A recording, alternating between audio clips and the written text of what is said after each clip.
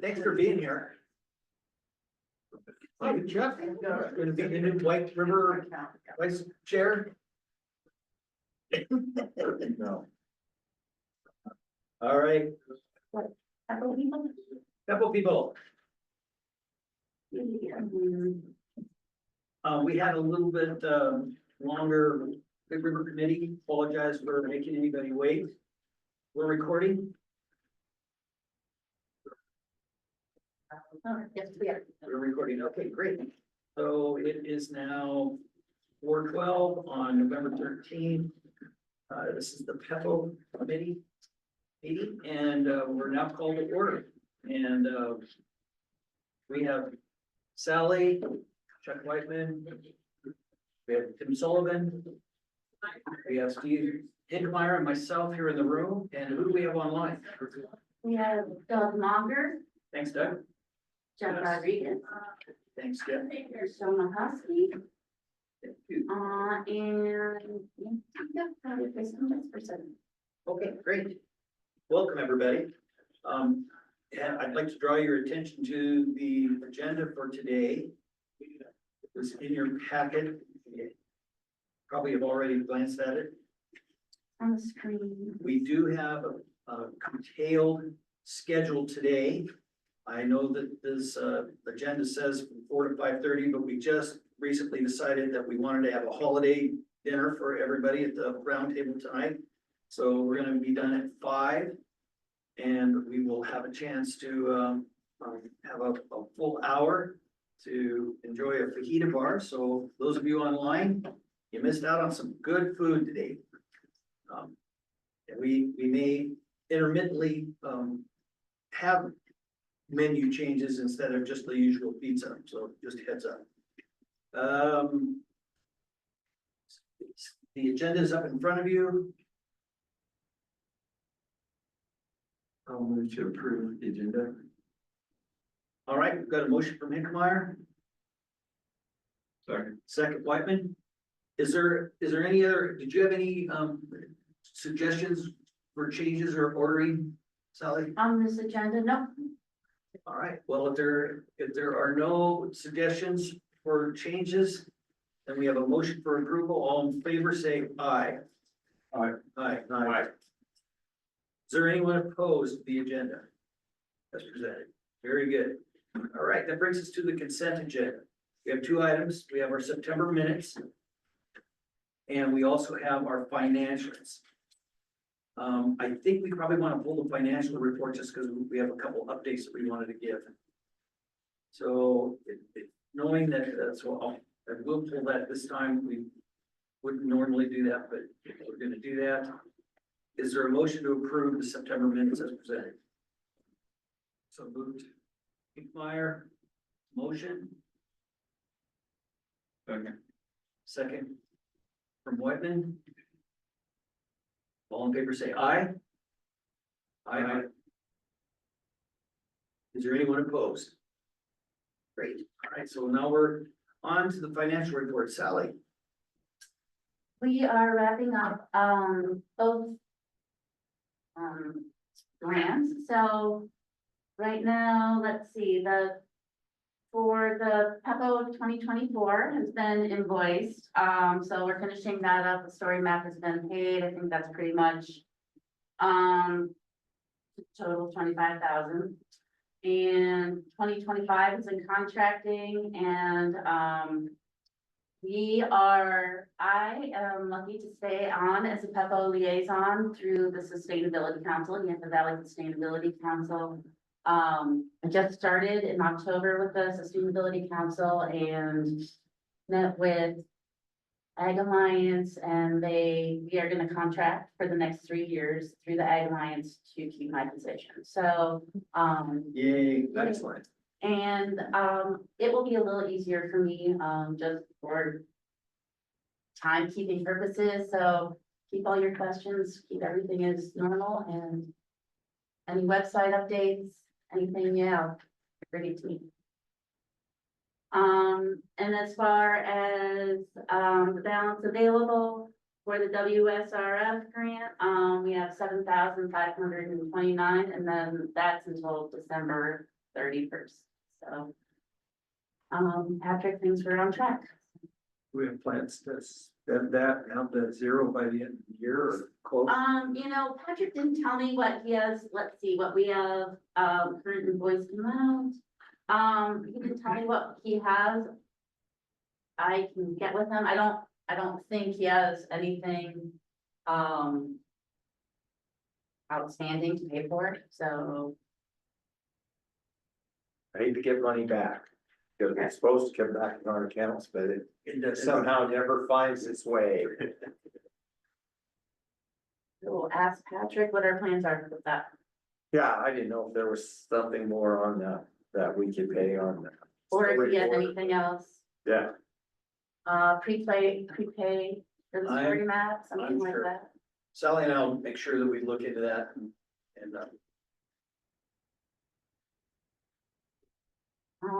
But yeah, I think the big one was paying for the story map, and that was the big question mark, Yeah. for that. Yeah. That's it for the grant update. okay, so there's your any other questions of Sally on the financial report? Yeah, need a motion to approve. Well, I think what we do is accept the financial report. I make the motion to approve the financial reports as presented. Okay, we have a motion. And a second, Reverend Whitman, thank you. All in favor, say aye. Aye. Is there anyone opposed? Great, all right, so we're already down to the story map. Kristen, are you with us?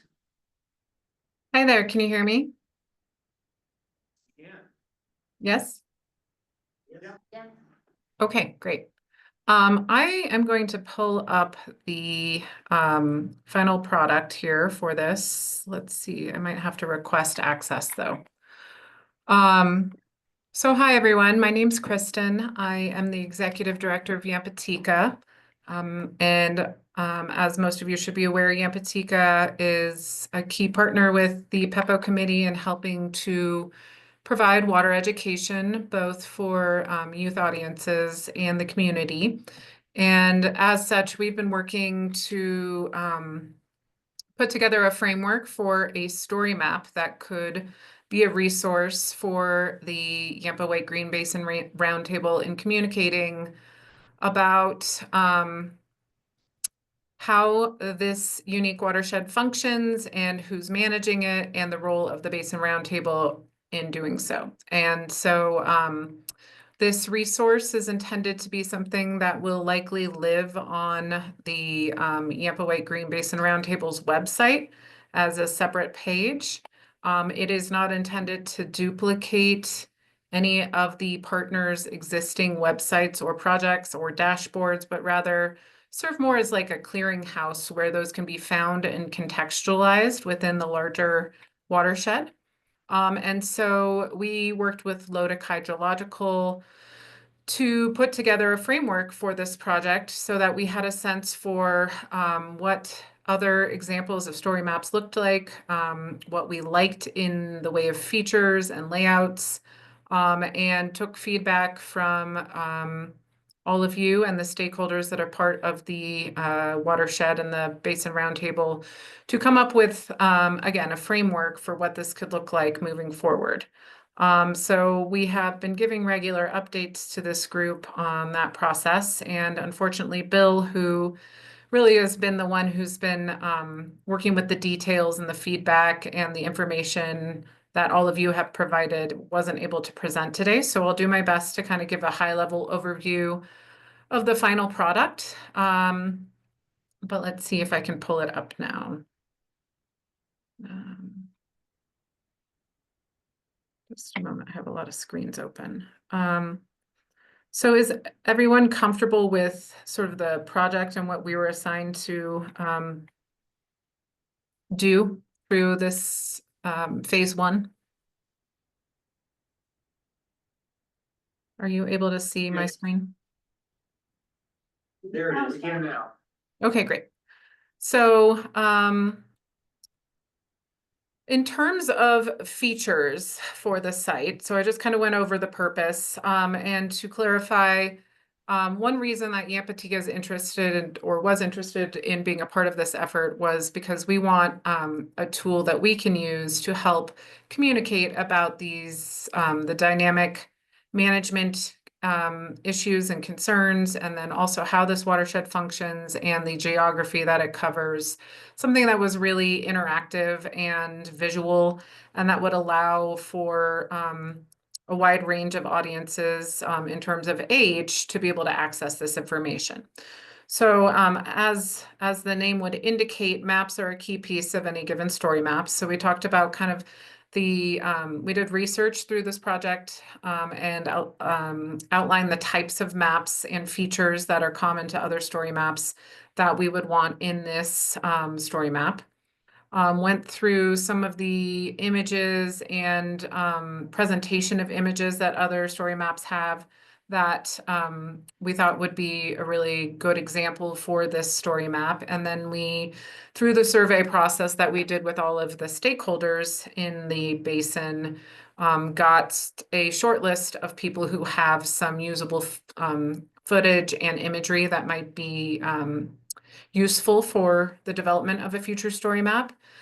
And then we talked about embeddable content features. So this is where we would, kind of link to or show visuals of other projects that have information that we don't want to recreate or copy, but rather connect to the existing information of. So for example, if it is the dashboard that the Upper Yampa Water Conservancy District has put together, we could put some kind of graphic that shows what, gives a snapshot of what that looks like, and then would connect people to the Upper Yampa Water Conservancy District's dashboard page, as opposed to have that be a live feature on our page.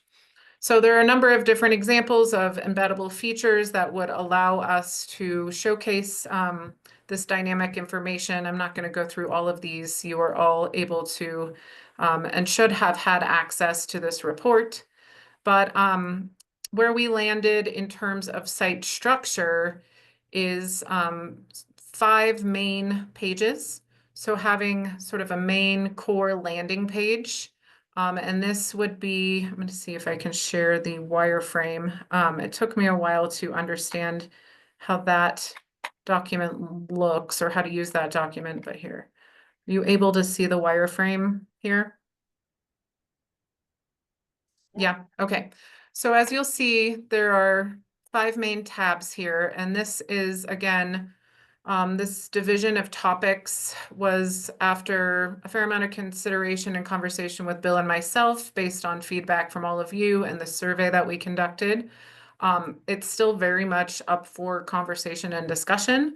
This was just kind of the most succinct way that we understood made sense to arrange the information about the basin and how we, and the information we thought was core to the story map without overloading it too much. Because a key lesson learned in our research is that you don't want these to have too much information such that they become too unwieldy or too busy or too difficult to use, or really defeat the point of having short, succinct graphic and visual and multimedia information shared.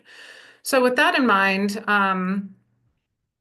the 5 tabs or 5 subjects that we thought would make sense to focus on is having a landing page. This is obviously the first page you would see, and this would be provide an introduction to the purpose of the story map, and introduce the Yampa White Green Basin sort of at a high level, and the sort of the key areas, showcase the key areas and the geography. I believe this would also have sort of the entire watershed shown, with the option to potentially zoom into various areas on it. Or at least that's one feature that we might be able to use this landing page to showcase, is that entire region.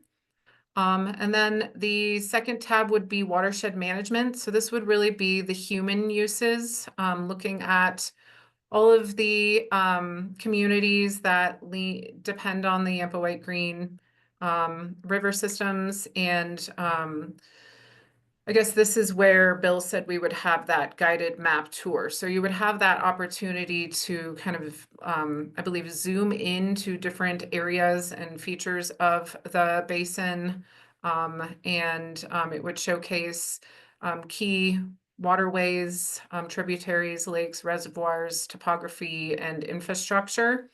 And then I believe we would also have the opportunity to kind of highlight who is the main management entity for those various water features. So we show here sort of a breakdown of clean drinking water, who's responsible for that, agricultural use of water, who's responsible for that, fish and ecosystems, who's responsible for that and how that's managed, recreation. And then he had some other placeholders here for any other water management issues or uses or values that we would want to include in this list.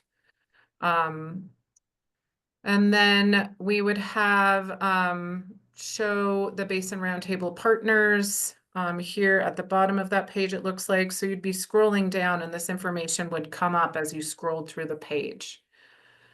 The next page would then be, okay, let me just scroll down a little bit more. So then we would have an opportunity to show some facts and numbers of water management, anything that this group thought would be worth showcasing in the way of, I'm not sure what exactly this would showcase at this point, but I think these are sort of like placeholders for any information that the group felt would be appropriate to showcase about water management. And maybe that's something we would gather as we're going through collection of content. Is there, would it be like hydrology, you know, like how, what the flows are, or typical amount of water produced in each basin? Or were you- Yeah, potentially. I mean, I think a lot of this is really just an example of how it could work, and the content is really up to us to include. That we're certainly not at a place where all that content is available yet, and it would need to be agreed upon by this group. But as shown here, we do have a third tab that is focused on hydrology, or at least that's what the title says. And this would be more of a lesson in how hydrology works, the water cycle, groundwater recharge, spring runoff, looking at kind of those systems level in the watershed. So where the water comes from, how it flows through our system, how it's stored and diverted and managed and flows. And this would be an opportunity for us to really adapt some of this information, have some really good graphics, which already exist and would show kind of that natural flow regime, and also be a really good resource for some of our younger audiences. So we use some of the graphics that I'm imagining this page, this tab would feature in some of our, in a printed manner with a lot of our students, but I think having it here and showing some of those cycles would be really helpful and useful for wider audiences. And then this is where I think we would have some of what you were referring to, Ken, in terms of the real-time data feeds. So again, these would be embeddable features. These wouldn't be data feeds that we would want this group to be responsible for maintaining. So any features that we would showcase that have live data would be managed by the responsible entity. Again, with the goal of not having this be a super high maintenance project or something where we are having to collect or maintain data that's outside of what is already being done. So this is not intended to be sort of additional work for this group. It's really more to showcase what's already out there.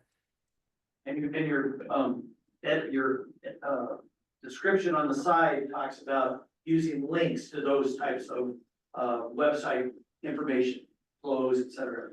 Yes, and then there's also a link that, depending on, what features we like and how sophisticated they are, they may incur higher building and creation costs. So there's always that to consider as we get down a little bit more into the specifics of what we want featured.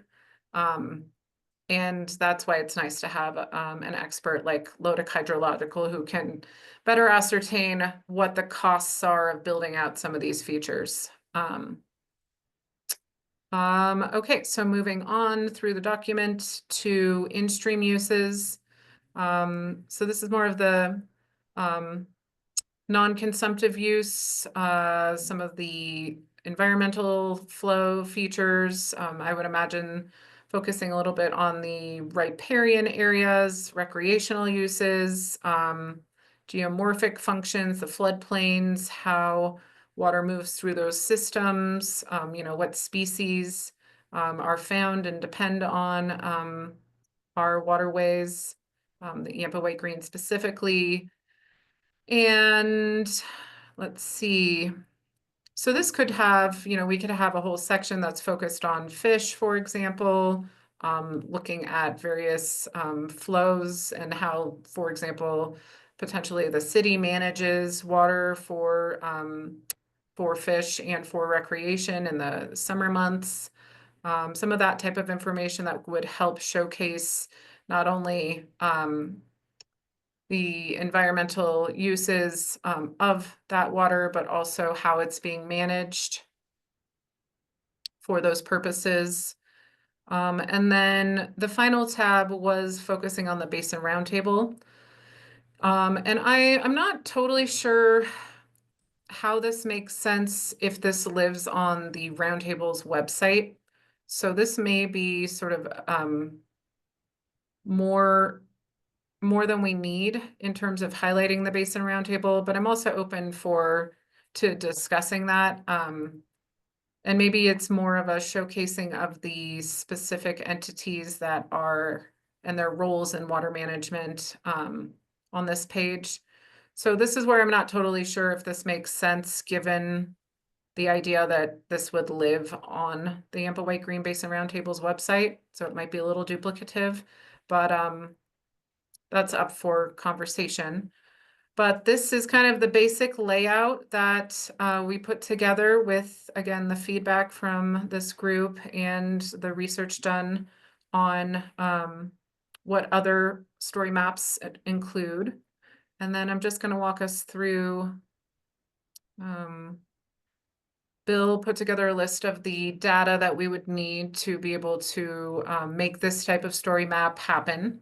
So that would be a big piece of the next level or the next phase of this project would be really doing a clear and thorough inventory of the data that's out there and the imagery and using that to build up the foundation of this page.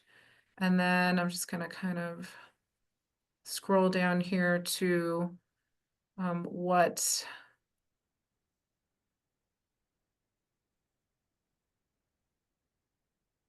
again, more of the kind of the types of data that we could collect and inventory. This is more of the technical breakdown of what we would need in the way of licenses and I believe in terms of just the technical resources that would go into building this type of story map. Again, this is not my area of expertise, so I'm not going to pretend to be able to describe all of that. But I was going to scroll down to this page, which shows kind of the next steps in this project and what those would involve based on this layout. Does someone want to add some comments before I do that? Anybody have comments? Tim? I know you haven't seen this before. No, my only comment, but I think you've got it covered when I looked at your data is when you do the watershed characterization, talk about the role of snowpack and snow melt and all of that, and forests will be important. So there's a lot of content to fill in, but I think, well, why don't you back up just for a second and tell us exactly where we're at? So you're presenting us the outline. This is the first phase or two of the work that you were doing. And so once we approve this or accept this, then you're getting the go ahead to actually build the site as per this outline? I think so. Yeah, I kind of that was what I was going to conclude with, is what the next steps look like in terms of requiring your approval, I guess. I don't know if it needs to be voted on or if there needs to be additional review period of this resource, but this is effectively the final deliverable for the phase 1 scoping task. So this is, again, that framework based on the research that was done about other examples of story maps, about the types of data that might be available through this group, based on the survey that was orchestrated, and then kind of a breakdown of the key framework or the layout of the site based on the feedback we received, the key topics that wanted to be showcased. And then this final part of the deliverable talks a little bit more about, okay, the next steps would be confirming the final page concepts, building out some of that content so we can really put some more shape to this document, doing some of that collection and really ground truthing, the inventory of mapping, imagery, diagrams, whatever we wanted embedded, dashboards, etc. So having that available to us to be able to then plug and play in this format.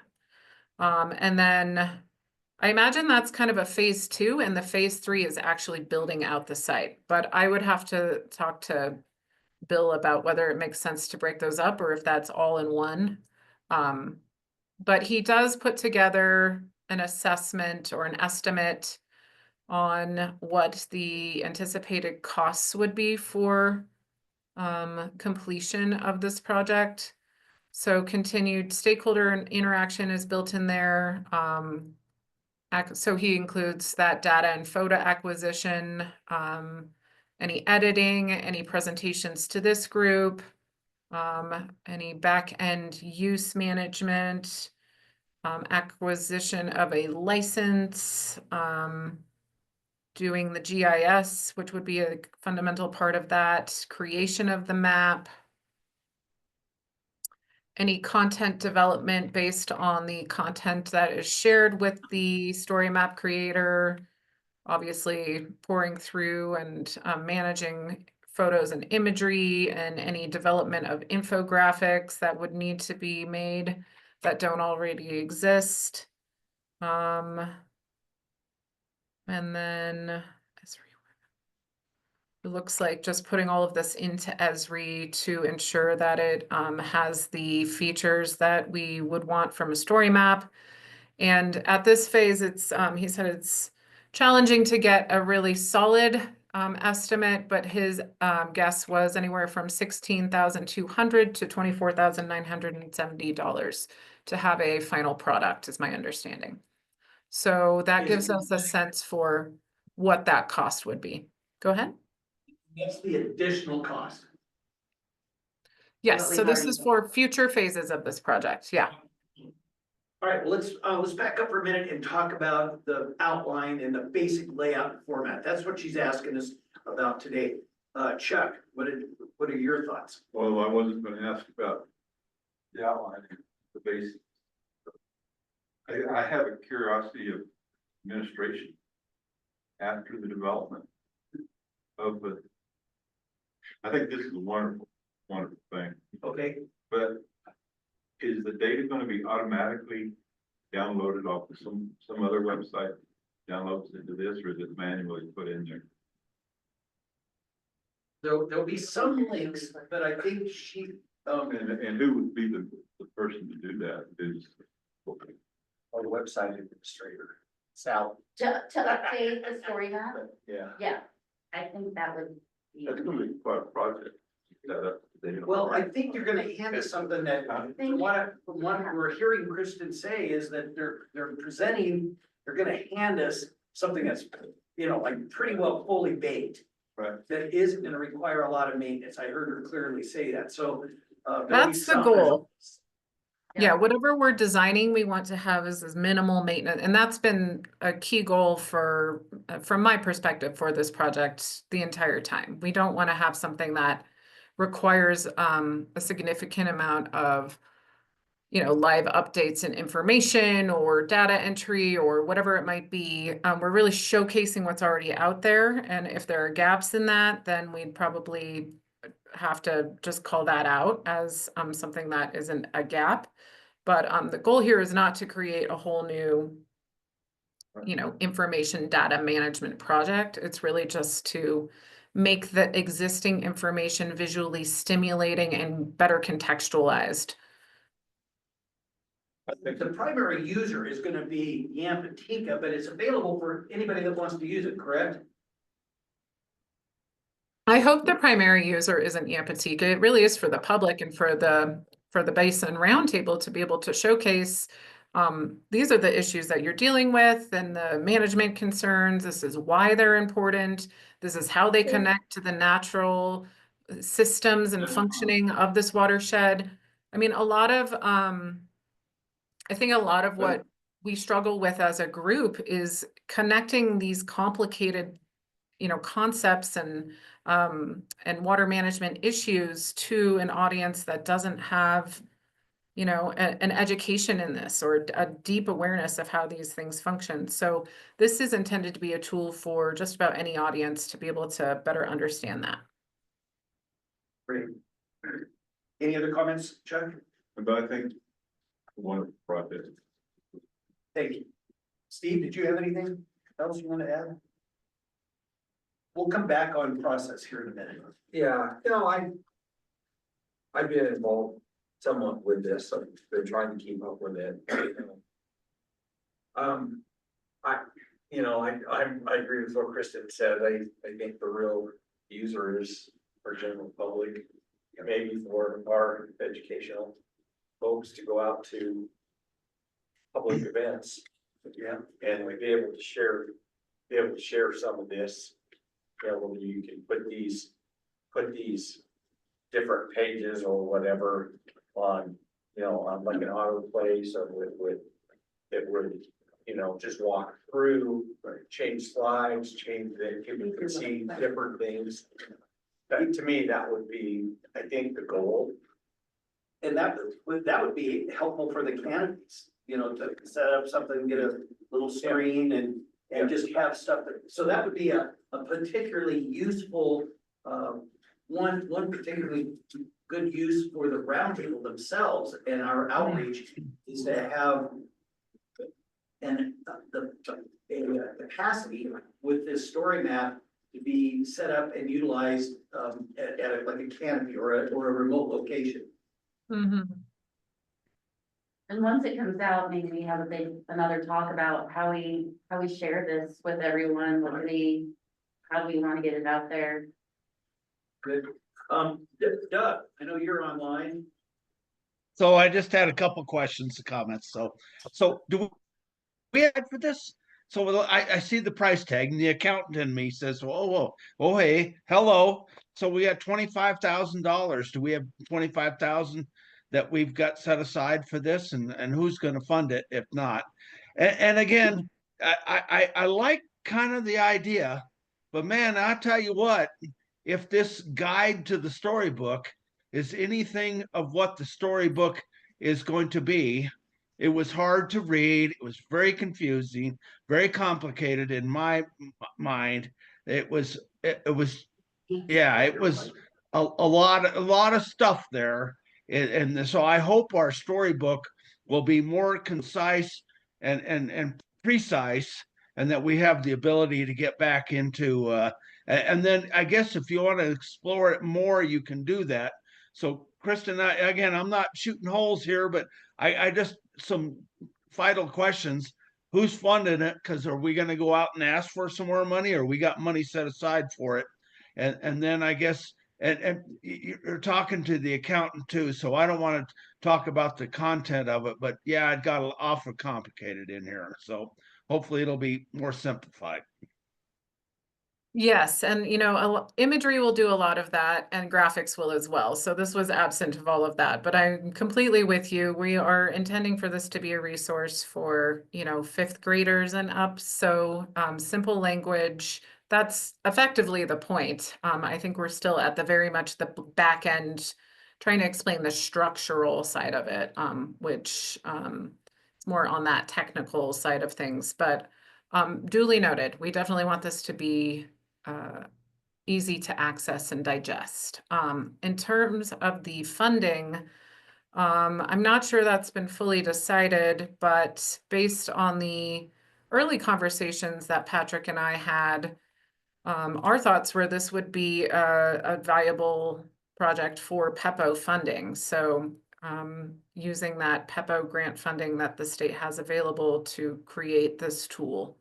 But I am not the expert on the PEPO committee or the Basin Roundtable's funding resources. So I don't know if Ken or Steve have more information about how that would work, but my understanding is we have some resources or some monies set aside for PEPO projects, and this could potentially fall into that. Yeah, Doug, this is the first time we've seen these total numbers. They're not totally out of line with what we expected. You know, it's a hard thing to predict when you start in, is exactly what the whole scope of it would be. We do have at least 2 different sources of funding right now. Do we have, can I point to exactly where every penny is gonna come from? Not yet, but I think that we can solve this, because Kristen, when do you expect to, if things go smoothly, we'd be done with this in a year or less, or what's your thought? That sounds nice. Could be longer. Yeah, I think some of it will depend on that data collection and content development phase. I think the assembly, if we had some, if we had someone with, like if we had a consultant who wasn't juggling too much else and they could really focus on this, it wouldn't necessarily take a ton of time to put it together, but it's more collection of all of that mapping, imagery, getting content from the various partners and stakeholders. That piece is what I could see as being a big, not delay, but a big chunk of time. So I would probably, in setting out or developing an RFP for this, lean towards more of an 18-month time frame in which we would block out some key activities and have, content collection and gathering and inventorying being about 6 months. But, there might, I don't know exactly what that time frame would be. I will say it took us the full 12 months to put this together. And that might be in part because this is a small piece of what I'm doing. So I wasn't, solely dedicated to this, but, there's aspirational in what it could take and then what it will likely take.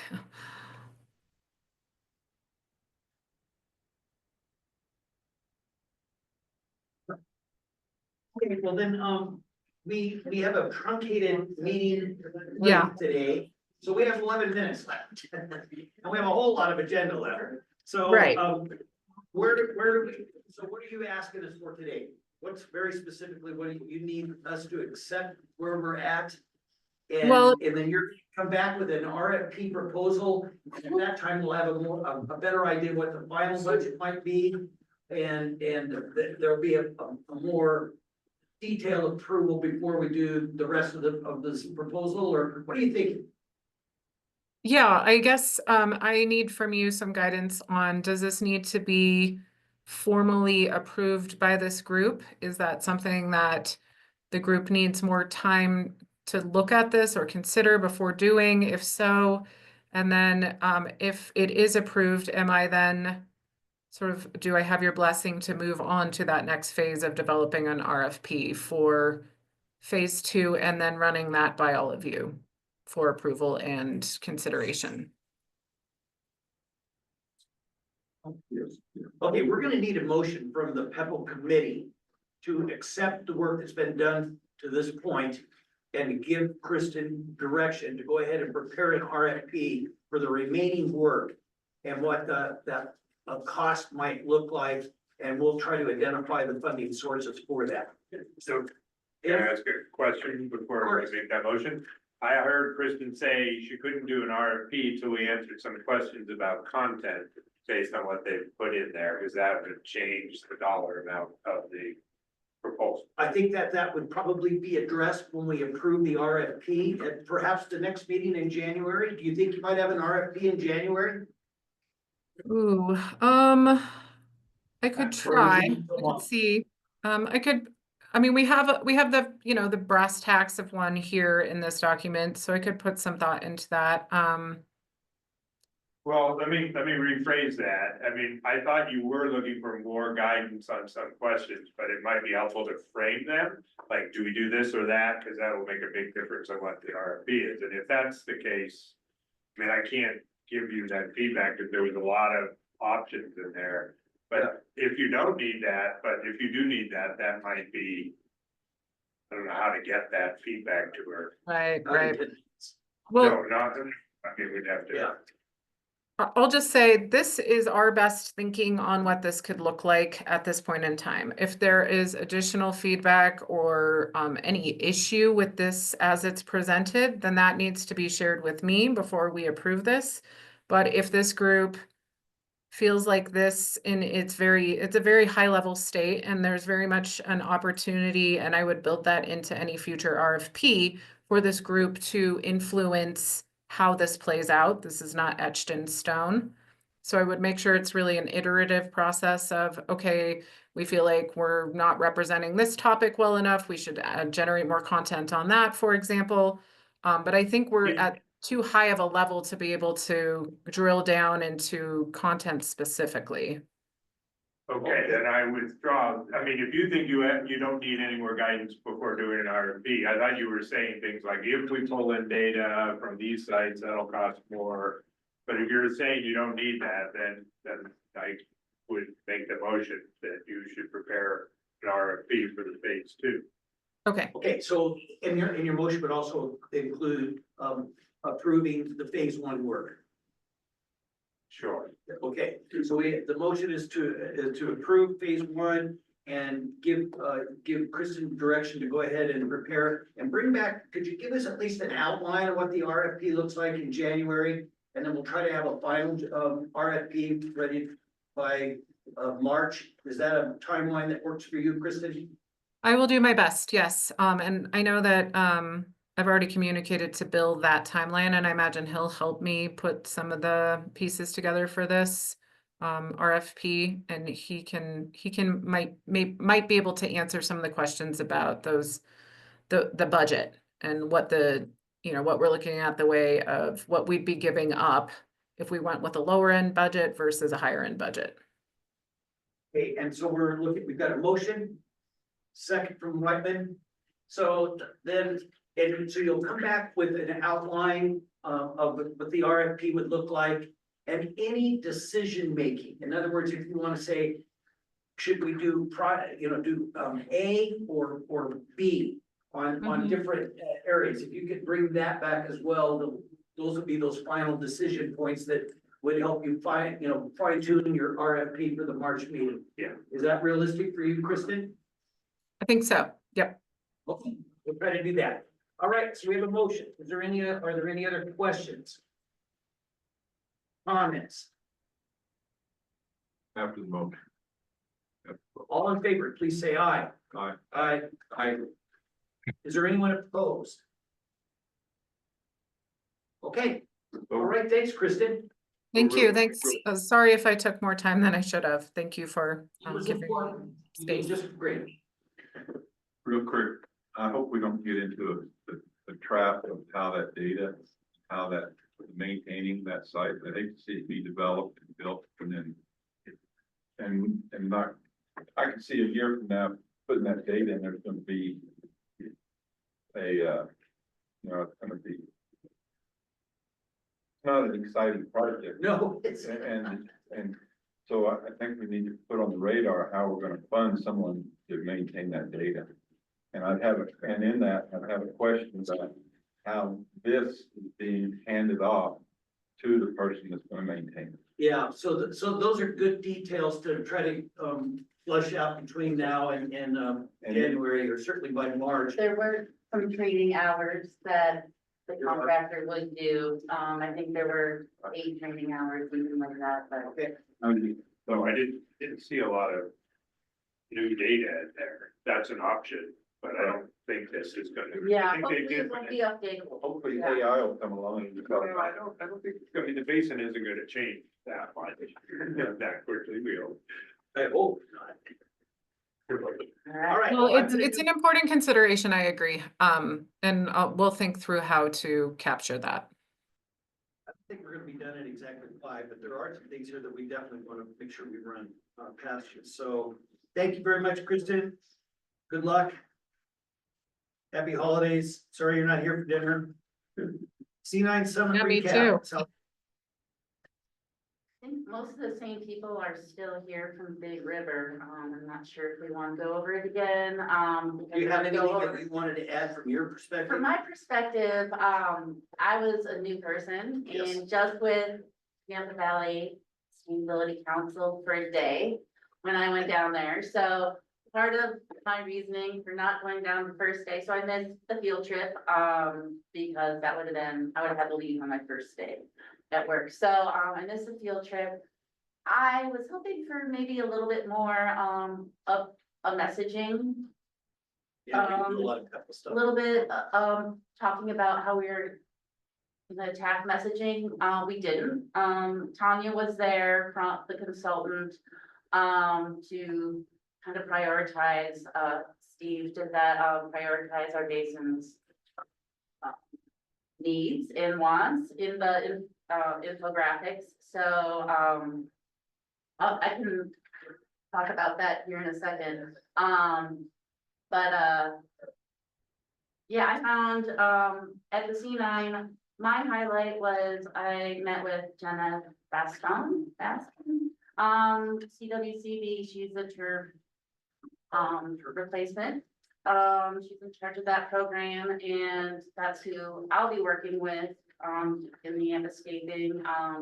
And I think it's a really exciting program that I think maybe we don't have a whole lot of lawns, maybe we have a lot more, fields, but lawns, it makes a difference. So if we can start thinking about rebates and things like that, a little bit more, and how to save water, that'd be great. Will be pretty good. I have to. Batteries are being on. Very So for the C9, that would be my update. excellent. We have upcoming events, the Colorado Water Congress. Is gonna be January 29, 30, and 31st. It's just about a week later this year. The Water Conservation Board will be the 2 days immediately preceding that. And then there's an IVCC meeting toward the end. Was that around like the 25th? February 26th. 26th, yeah. So that's basically the That's biggest, up February. yeah, February 26th. Sally, upcoming newspaper stories. I think in the future, we don't have anything planned. I contacted Amber with the Ag Alliance and that, her schedule has not been placed with the, pilot. So we don't know those dates, but we know that they're going to happen. So I think last time, Steve, you thought about maybe some writing about the grants. Yeah, in the I'm working on future. the grants until Jeff and Ken kind of her service, so. Unless there's another big river, something we want to put forward, Frank and I can definitely talk about the 2024 grant cycle and how much money we've been giving away on the grants. Well, in the newspaper business is not overstaffed right now, so if we write I was additional gonna say stories. that. I don't know that this roundtable needs to rely on CAA's column. I think anytime you had a story, they would probably run it. And they That's what I'm might even thinking. create a roundtable, a regular column. if you want. We would just have to, so this roundtable likes to approve articles that come from the roundtable, Yeah, but they're not so much concerned about articles that come from CAA, even if they're written by roundtable members, so that would just be something we have to bring up. Yeah, okay. I was actually gonna bring up the fact that, like, I think Jeff should have been credited with that article rather than it being under Sally. It was a misprint. That was, and it was retracted. So, yeah, So, but it would be Jeff writing for CAA, not for the roundtable, is what you're saying.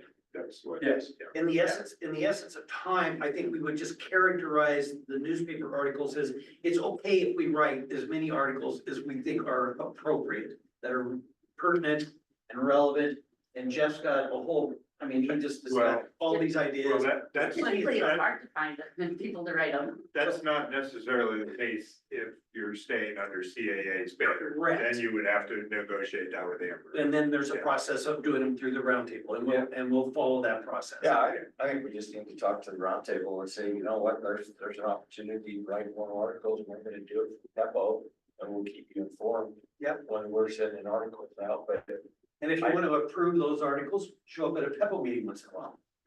Big deal. That's what subcommittees are for. All Well, right, usually it'll have a pretty long list of articles, so we'll need to fill those, and it's kind of hard sometimes, so. Yeah. Those ideas. so I will work on that. That is definitely an opportunity, and that's what PEPO is supposed to be doing. So we'll follow up with that. All right, next is field trip ideas. Sally?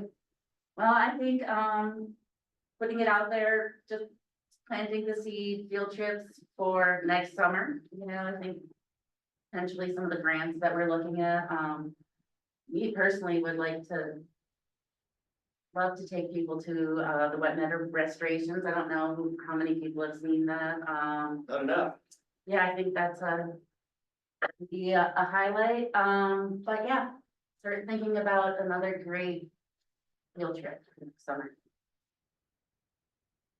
Jeff suggested, I heard, that we go to Paddle Tools Bridge.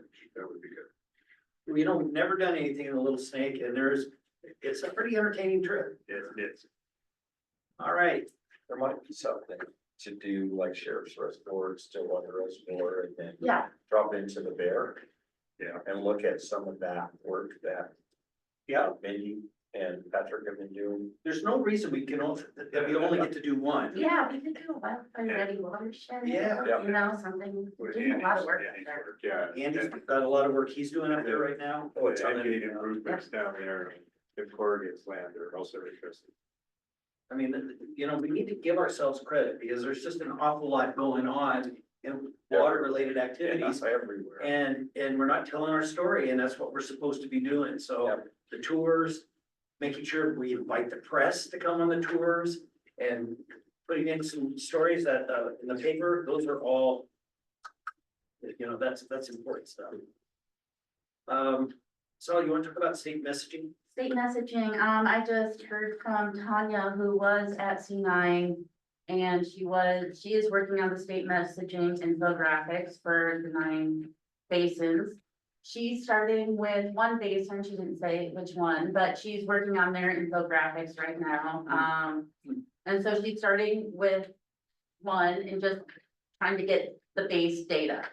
She's gonna send that off to CWCB, work it out with them, and then she's gonna take it to the other 8 basins to kind of fine tune the messaging to each basin. So I think what they want to start with is pretty much the same messaging, whatever those infographics are, and then tweak them for each basin. So I'm not sure if we'll have entirely different messaging or like completely different infographics, or they'll just have different wording or numbers, or, so that's something we're gonna have input on in the next coming months. So she's thinking she's gonna start that December, January, Yeah, reaching out to us, so. see, we get 25,000 a year from the Water Conservation Board for the PEPO committee, period. We also have a WSRF grant that's giving us additional funds that we should use. But there's a third, there's a statewide PEPO. I think it originally had $1 million in it. And that was for any project that the PEPO, the statewide PEPO groups wanted to do that was not specific to a basin, and messaging was an important one that came out. And so that's what Sally's talking about, is this statewide effort that's going on around messaging. This is something that Russ and I have been talking about for, well, we're in the third year at least. So this is an opportunity that we're gonna have to do some additional messaging work with the assistance of this statewide grant that Sally just was talking about. Do you have anything else on messaging, Sally? No, that's it. We have partner updates.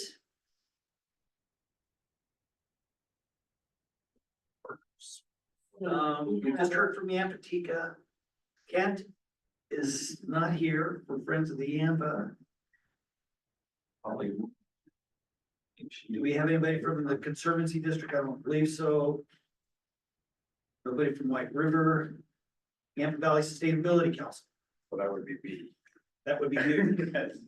And I do want to just state you and in the Big River Committee said that we don't have to worry about turf replacement in our basin. I think we should.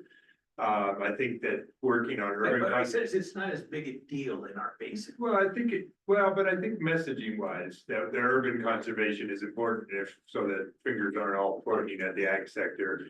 The city of Steamboat Springs is working on a new code that's in line with the state law about banning new installation of turf. Non-functional turf. Non-functional turf, and I think that YBSC is committed to continuing to really push as an educational effort to try and get both landscapers to start landscaping that way, as well as to get community members to begin to take out existing turf. We did have a small pilot grant from CWCB this year to do a couple of pilot projects with rebates within treated water delivery systems outside the city, one in Stagecoach, one in the Metro District, Silver Spur. So I think it's something we're committed to continue to work on, just hammering that message that in this climate, we need to be reducing our urban outdoor water use as well. That's a good And message. then the other message that, it'll tie to Holly, we had a good call this morning about, the Yampa Basin is now among the leaders in the basins in Colorado, maybe up there with the Roaring Fork on instrumentation for soil moisture in addition to snowpack monitoring. And I think we've got enough stations in the ground now that we can begin to tell stories about what's happening with soil moisture as it affects future runoff forecasts. And we talked with Holly in Upper Yampa today about doing a better job of telling our local story on that particular variable, in addition to precipitation, streams flow, snowpack. Soil moisture and what's happening to it is a really important variable to communicate more about effectively. So that's a priority for us going forward as well. Great. Thanks, Tim. Good update. Water Education Colorado, I don't believe we have anybody from WECO. We have the Colorado Water Conservation Board. Jeff, did you have anything specific that you wanted to contribute here? Or from a PEPO perspective? No, I think overall pretty good discussion tonight. I just wanted to maybe add a little bit of detail to what Sally was saying about the infographics.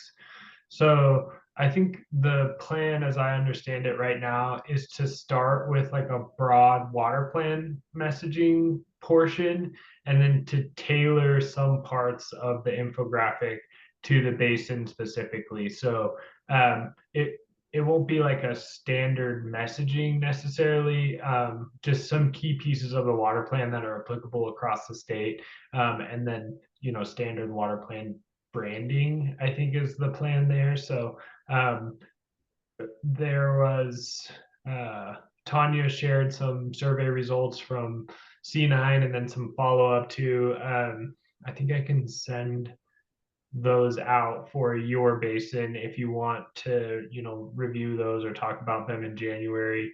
I can get my hands on them, but yeah, just wanted to add a little bit of detail there on that. Yeah, then your 8 summaries that you have on C9, we enjoy seeing that. And we'll negotiate with you and see if we can beef up the PEPO messaging portion of the C9 for next year. Sounds good. All right, great. Thanks, Jeff. Water Congress, we talked about the annual conference coming up in January. The registration is open. I think there's 150 people already registered. It's limited space there at the Hyatt Regency in Aurora, same location as last few years.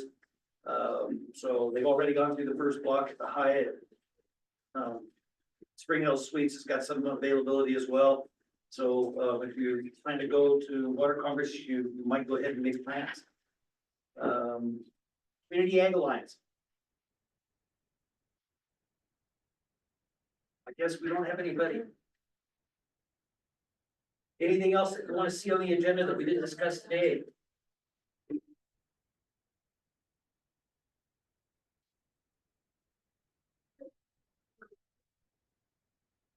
Well, hearing none. Oh, Steve. So I pulled up Patrick's grant request that he worked on for the PEPO grant that we're applying for, and the PEPO or the CAA grant that we have got. And in that, Ken, there was in the PEPO. In the This is the PEPO, 99,001. you know, so the 25. Oh, So in the 25,000 a year one, basically, in the 2025 year, he had planned on about $12,750 for the story map. In 25 and in 26, pretty much the same, and in 27, pretty much the same. Also, that's, yeah. Yeah, so So that'll be- there's that's- 37,000, 38, almost 38,000. And in the WSRF grant, there was money in, the 24 grant, which we just talked about. And then there's 15,000 in the 2025. Great for that. So there's almost $50,000 more. Now things could change. We don't need to spend every penny. Yeah, we don't have to spend every penny, but there's roughly $50,000 of money that's been highlighted over the next 3 years for this story map development. Thanks, that's good to know. So I just figured that Patrick had put in some good numbers, so. Yeah. And he did. All right, hearing no other suggestions for topics, is there any other comments? All right, it's 5:14 and the PEPO meeting is adjourned. Thanks, everybody.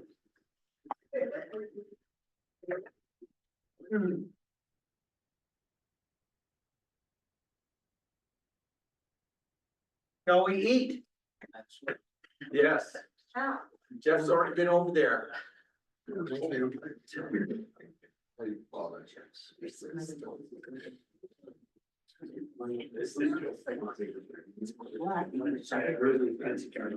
I just.